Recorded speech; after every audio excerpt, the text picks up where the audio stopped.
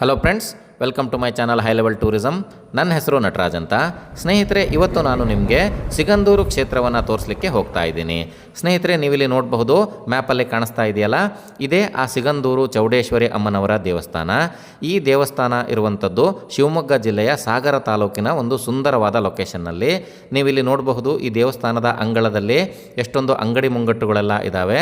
ಹಾಗೆ ಇಲ್ಲಿ ಪಾರ್ಕಿಂಗ್ ವ್ಯವಸ್ಥೆ ಕೂಡ ತುಂಬ ಚೆನ್ನಾಗೇ ಇದೆ.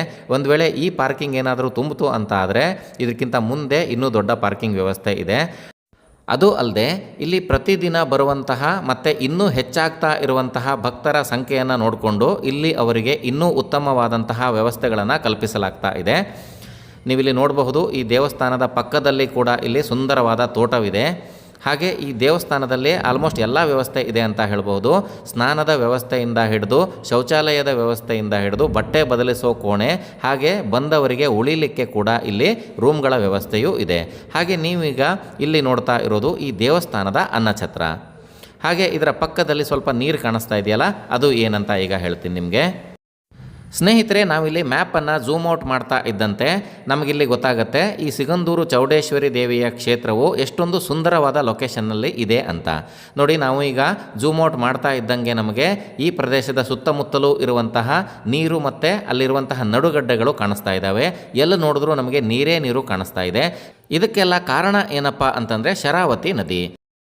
ಸ್ನೇಹಿತರೆ, ನೀವೆಲ್ಲರೂ ಜೋಗ್ ಫಾಲ್ಸನ್ನಂತೂ ನೋಡೇ ಇರ್ತೀರ. ಹಾಗೆ ಇಷ್ಟೊಂದು ಎತ್ತರದಿಂದ ಇಲ್ಲಿ ಧುಮ್ಮಿಕ್ತಾ ಇರೋ ನದಿನೇ ಶರಾವತಿ ನದಿ ಅನ್ನೋದು ಕೂಡ ನಿಮಗೆಲ್ಲರಿಗೂ ಗೊತ್ತಿರುತ್ತೆ. ಇದೇ ಶರಾವತಿ ನದಿಗೆ ಲಿಂಗನಮಕ್ಕಿ ಊರಿನಲ್ಲಿ ಅಣೆಕಟ್ಟನ್ನು ಕಟ್ಟಿದ್ದಾರೆ. ಹಾಗೆ ಅದರಿಂದ ಜಲವಿದ್ಯುತ್ತನ್ನು ಉತ್ಪಾದನೆ ಕೂಡ ಮಾಡ್ತಾರೆ.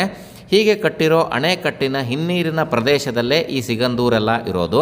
ಅದಕ್ಕಾಗಿ ನಮಗೆ ಈ ಸಿಗಂದೂರು ಮತ್ತು ಅದರ ಸುತ್ತಮುತ್ತಲಿನ ಪ್ರದೇಶಗಳೆಲ್ಲ ನೋಡಲಿಕ್ಕೆ ತುಂಬ ಸುಂದರವಾಗಿ ಕಾಣಿಸ್ತವೆ.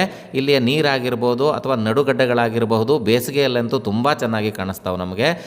ಇಂತಹ ಒಂದು ಸುಂದರ ಪ್ರಕೃತಿಯ ನಡುವೆ ಇರುವ ಸಿಗಂದೂರು ಚೌಡೇಶ್ವರಿ ದೇವಸ್ಥಾನಕ್ಕೆ ಭೇಟಿ ಕೊಡೋದೇ ಒಂದು ಖುಷಿಯ ವಿಚಾರ. ಮೊದಲೆಲ್ಲ ಈ ದೇವಸ್ಥಾನಕ್ಕೆ ಹೋಗಬೇಕು ಅಂತ ಇದ್ದರೆ ತುಂಬ ಬೇಗನೆ ಬಂದು ಬಾರ್ಜ್ ಅಥವಾ ಫೆರಿ ಅಥವಾ ಲಾಂಚ್ಗಾಗಿ ನಾವು ಇಲ್ಲಿ ಕಾಯ್ತಾ ಇರಬೇಕಾಗ್ತಿತ್ತು. ಒಂದು ಸಲ ಈ ಲಾಂಚ್ ಬಂತು ಅಂದಮೇಲೆ ಇದರ ಮೇಲೆ ನಮ್ಮ ವಾಹನಗಳನ್ನು ಹಾಕ್ಕೊಂಡು ನಾವು ಆ ಕಡೆ ಸಿಗಂದೂರು ದೇವಸ್ಥಾನಕ್ಕೆ ಹೋಗಬೇಕಾಗಿರ್ತಿತ್ತು. ಆದರೆ ಈಗ ಹಾಗಲ್ಲ. ಈಗ ಹೊಸದಾಗಿ ಒಂದು ತೂಗು ಸೇತುವೆ ಆಗಿರೋದ್ರಿಂದ ಎಲ್ಲರೂ ಈಗ ತೂಗು ಸೇತುವೆ ಮೇಲೆ ಬರ್ತಾ ಇದ್ದಾರೆ. ಅದು ಅಲ್ಲದೆ ಈಗ ಜನರ ಸಾಕಷ್ಟು ಸಮಯ ಸೇವ್ ಆಗ್ತಾ ಇದೆ. ಸಾಗರದ ಕಡೆಯಿಂದ ಈ ದೇವಸ್ಥಾನಕ್ಕೆ ಬರುವವರು ಈಗ ಎಷ್ಟೊತ್ತಿಗಾದರೂ ಈ ಬ್ರಿಡ್ಜ್ ಮೇಲೆ ಹೋಗಬಹುದು. ನೋಡಿ, ಈಗ ನಾವು ಕೂಡ ಸಾಗರ ಕಡೆಯಿಂದ ಬಂದು ಈ ಬ್ರಿಡ್ಜ್ ಮೇಲೆ ದಾಟ್ತಾ ಇದ್ದೀವಿ. ಇದು ಒಂದು ಐತಿಹಾಸಿಕ ಬ್ರಿಡ್ಜ್ ಆಗಿದ್ದು ಇದನ್ನು ನೋಡಲಿಕ್ಕೆ ಅಂತಲೇ ಪ್ರತಿದಿನ ಸಾವಿರಾರು ಜನರು ಇಲ್ಲಿ ಬಂದು ನಿಲ್ತಾರೆ, ಸೆಲ್ಫಿ ತಕ್ಕೊಳ್ತಾರೆ. ಹಾಗೆ ನಾನು ಕೂಡ ಈ ಬ್ರಿಡ್ಜ್ನ ಡೀಟೇಲ್ಡ್ ವಿಡಿಯೋವನ್ನು ಮಾಡಿದ್ದೀನಿ, ನೀವು ನನ್ನ ಚಾನಲ್ನಲ್ಲಿ ನೋಡಬಹುದು. ಈ ಬ್ರಿಡ್ಜನ್ನು ದಾಟಿ ಹೋದ ನಂತರ ನಮಗೆ ಸ್ವಲ್ಪವೇ ಹೊತ್ತಲ್ಲಿ ಈ ಸಿಗಂದೂರು ದೇವಸ್ಥಾನಕ್ಕೆ ಹೋಗುವಂತಹ ಎಂಟ್ರೆನ್ಸ್ ಕಮಾನ್ ಸಿಗುತ್ತೆ. ನಾವು ಅದರ ಒಳಗಡೆಯಿಂದ ಸಿಗಂದೂರು ದೇವಸ್ಥಾನಕ್ಕೆ ಪ್ರಯಾಣ ಮಾಡಬಹುದು. ನೀವು ಇಲ್ಲಿಂದನೇ ನೋಡಬಹುದು, ಮುಂದೆ ಪಾರ್ಕಿಂಗ್ ಏರಿಯಾ ಎಲ್ಲ ಯಾವ ರೀತಿ ಫುಲ್ ಆಗಿದೆ ಅನ್ನೋದು ನಿಮಗೆ ಗೊತ್ತಾಗುತ್ತೆ. ಅದಕ್ಕಾಗಿ ನಾವೆಲ್ಲ ನಮ್ಮ ಕಾರನ್ನು ಸ್ವಲ್ಪ ಹಿಂದೆನೇ ಇಟ್ಟು ಇಲ್ಲಿವರೆಗೂ ನಡ್ಕೊಂಡು ಬಂದ್ವಿ. ನೋಡಿ, ದೇವಸ್ಥಾನವನ್ನು ನಾವು ಮೇಲಿಂದ ನೋಡಿದಾಗ ನಮಗೆ ದೇವಸ್ಥಾನ ಈ ರೀತಿಯಾಗಿ ಕಾಣಿಸುತ್ತೆ. ತುಂಬ ದೊಡ್ಡದಾದ ಏರಿಯಾದಲ್ಲಿ ಈ ದೇವಸ್ಥಾನ ಇದೆ. ಇದೇ ಈ ದೇವಸ್ಥಾನದ ಎಂಟ್ರೆನ್ಸು. ನೀವಿಲ್ಲಿ ನೋಡಬಹುದು, ಶ್ರೀ ಚೌಡೇಶ್ವರಿ ದೇವಾಲಯ ಅಂತ ಬರೆದಿದೆ. ಬಹಳಷ್ಟು ಜನ ಇದ್ರ ಮುಂದೆ ನಿಂತ್ಕೊಂಡು ಸೆಲ್ಫಿ ತಕ್ಕೋತಾರೆ. ಹಾಗೆ ನೀವಿಲ್ಲಿ ಜನರು ಬರ್ತಾ ಇರೋದನ್ನು ನೋಡಬಹುದು. ಹಾಗೆ ಎದುರುಗಡೆ ನೀವಿಲ್ಲಿ ನೋಡಿದರೆ ಎಷ್ಟೊಂದು ಅಂಗಡಿ ಮುಂಗಟ್ಟುಗಳು ತುಂಬಿದ್ದಾವೆ ಅನ್ನೋದು ಕೂಡ ನಿಮಗೆ ಗೊತ್ತಾಗುತ್ತೆ.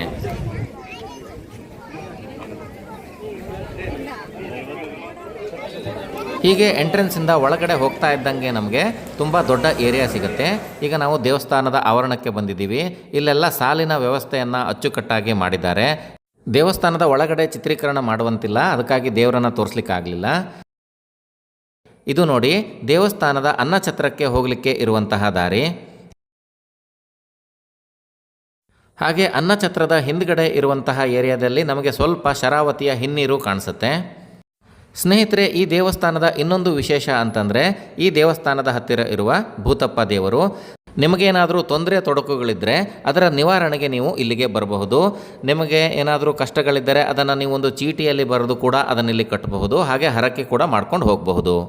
ಇಲ್ಲಿಗೆ ಬರುವಂತಹ ಸಾವಿರಾರು ಜನರಲ್ಲಿ ಅದೆಷ್ಟೋ ಜನಗಳು ತಮ್ಮ ಕಷ್ಟಗಳನ್ನು ಇಲ್ಲಿ ಬಂದು ಪರಿಹರಿಸಿಕೊಂಡಿದ್ದಾರೆ. ನೀವು ಕೂಡ ಇಲ್ಲಿ ಬಂದು ಒಂದು ಸಲ ಪ್ರಯತ್ನ ಮಾಡಬಹುದು.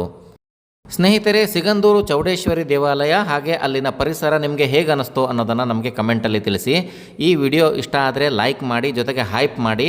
ಮತ್ತು ನೀವು ನಮ್ಮ ಚಾನಲ್ಗೆ ಮೊದಲನೇ ಸಲ ಬರ್ತಾ ಇದ್ದೀರಿ ಅಂತ ಆದರೆ ನಮ್ಮ ಈ ಚಾನಲನ್ನು ಸಬ್ಸ್ಕ್ರೈಬ್ ಮಾಡಿಟ್ಕೊಳ್ಳಿ.